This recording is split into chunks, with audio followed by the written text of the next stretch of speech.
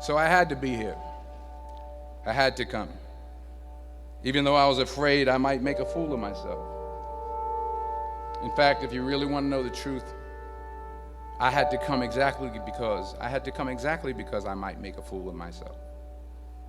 Now, what am I talking about? Here it is. I found that nothing in life is worthwhile unless you take risks. Nothing.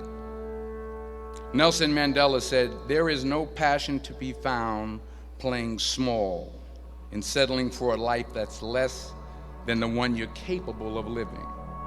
Now, I'm sure in your experiences in school and applying to college and picking your major and deciding what you want to do with life, I'm sure people have told you to make sure you have something to fall back on.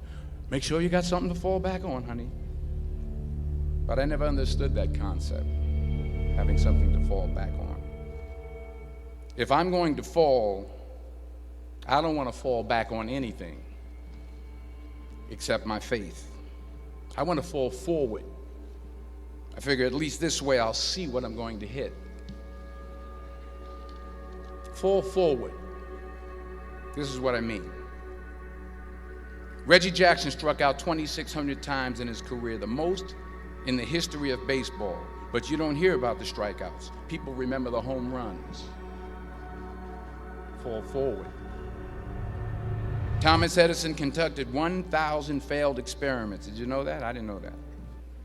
Because the 1,001st was the light bulb. Fall forward. Every failed experiment is one step closer to success. You've got to take risks, and I'm sure you've probably heard that before, but I want to talk to you about why that's so important. I got 3 reasons, and then you can pick up your iPhones. First, you will fail at some point in your life. Accept it. You will lose. You will embarrass yourself. You will suck at something. There's no doubt about it. And I know that's probably not a traditional message for a graduation ceremony, but hey, I'm telling you, embrace it, because it's inevitable. And I should know. In the acting business, you fail all the time. Early on in my career, I auditioned for a part in a Broadway musical. Perfect role for me, I thought, except for the fact that I can't sing. So I'm in the wings, I'm about to go on stage, but the guy in front of me, he's singing like Pavarotti. He's just, and he's just going on and on and on, and I'm just shrinking, I'm getting smaller and smaller. So they say, "Oh, thank you very much, and you'll be hearing from us." So I come out with my little sheet music, and it was Just My Imagination by the Temptations. That's what I came up with. So I hand it to the accompanist, and she looks at it and looks at me and looks out at the director and is like, all right. So I start, I'm going to sing. I'm like, it's just my imagination once again, and they're coming away with me. And they're not saying anything, so I'm thinking I'm getting better. So I start getting into it. It was just my imagination. Running. They say, "Oh, yeah, thank you very much, Mr. Washington. Thank you." So I assumed I didn't get the job. But the next part of the audition, he called me back. The next part of the audition is the acting part of the audition. So I'm like, hey, okay, maybe I can't sing, but I know I can act. So they pair me with this guy, and again, I didn't know about musical theater. And musical theater is big, so they can reach everyone all the way in the back of the stadium. And I'm more from a realistic, naturalistic kind of acting where you actually talk to the person next to you. So I don't know what my line was. My line was, "Well, hand me the cup." And his line was, "Well, I will hand you the cup, my dear. The cup will be there to be handed to you." I said, "Oh, okay." "Well, should I give you the cup back?" "Oh, yes, you should give it back to me, because that is my cup and it should be given back to me." I didn't get the job. But here's the thing. I didn't quit. I didn't fall back.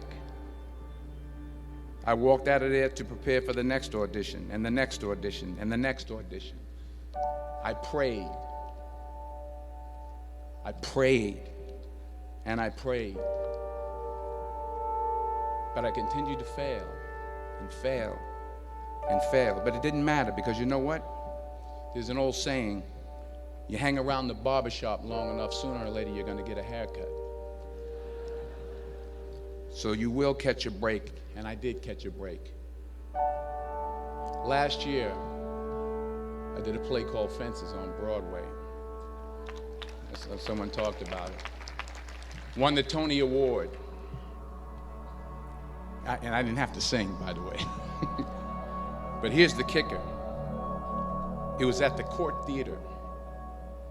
It was at the same theater that I failed that first audition 30 years prior. The point is, and I'll pick up the pace, the point is every graduate here today has the training and the talent to succeed. But do you have the guts to fail?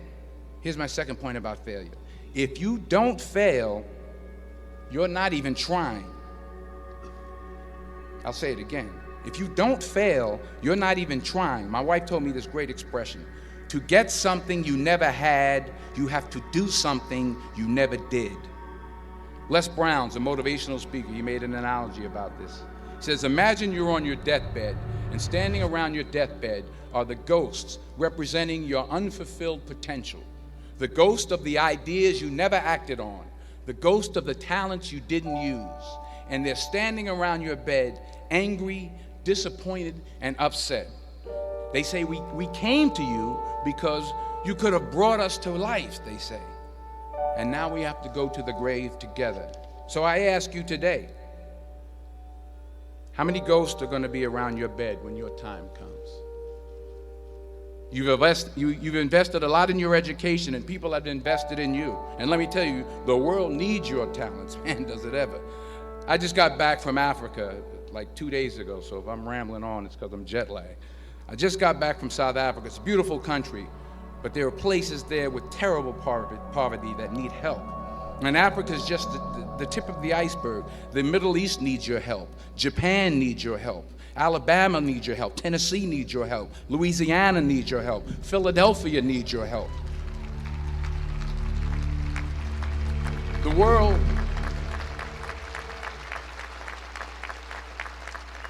The world needs a lot, and we need it from you.